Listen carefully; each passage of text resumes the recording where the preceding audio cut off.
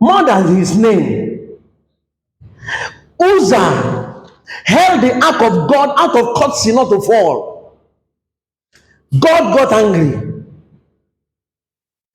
And not just that, he killed him in the presence of the whole Israel. Then he said, I honor my word is the answer to this.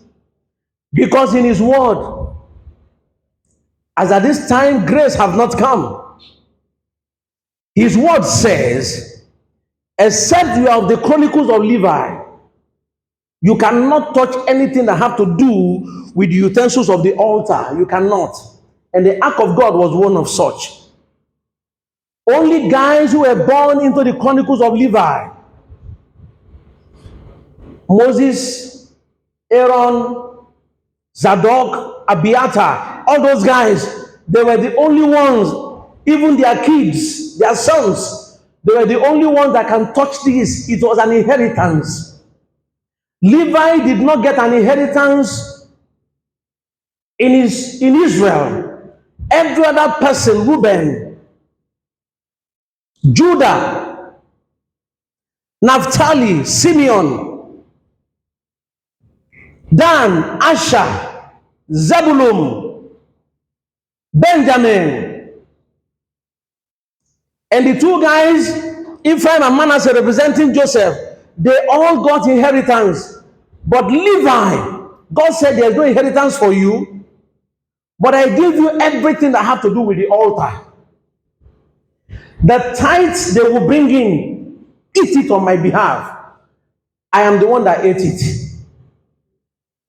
So when I hear people talk about tithes this day, I wonder if they read this book.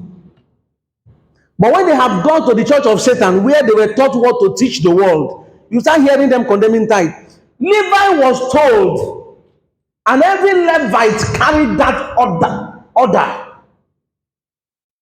Utilize the tithe that comes from all they that got inheritance. Hello? I've heard people preach this day. They say any man of God that does not have any other thing he's doing is a scam. Oh, really? I tell you frankly, there are those that God have called. They can't do any other thing except this work. Stop listening to all those heresies. There are people that God have called. They cannot do any other thing. In fact, they didn't even want to do this work. Majority of such people, they don't want to do this work. They were in one circular job or the other, one business or the other. The whole thing crumbled until they obeyed the voice of the Lord to do his work. And somebody is talking trash somewhere.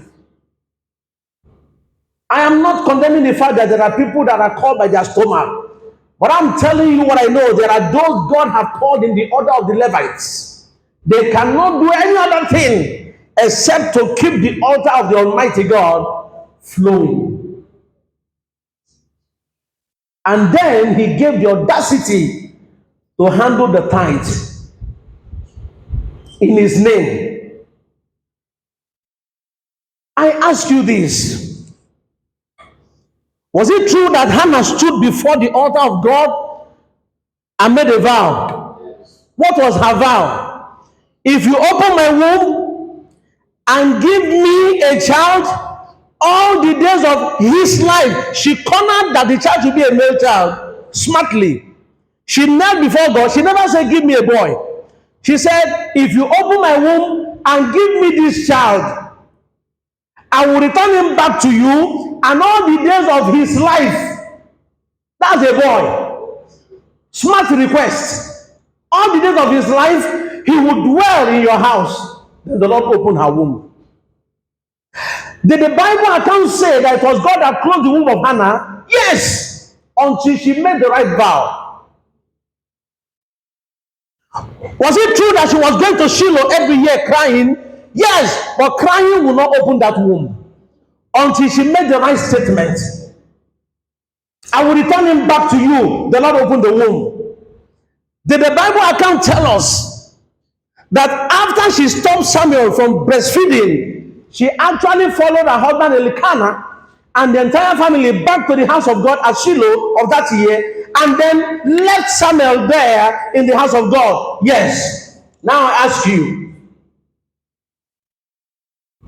Samuel was dwelling with the seer Eli. Am I right? Did Hannah make any promise to the seer Eli?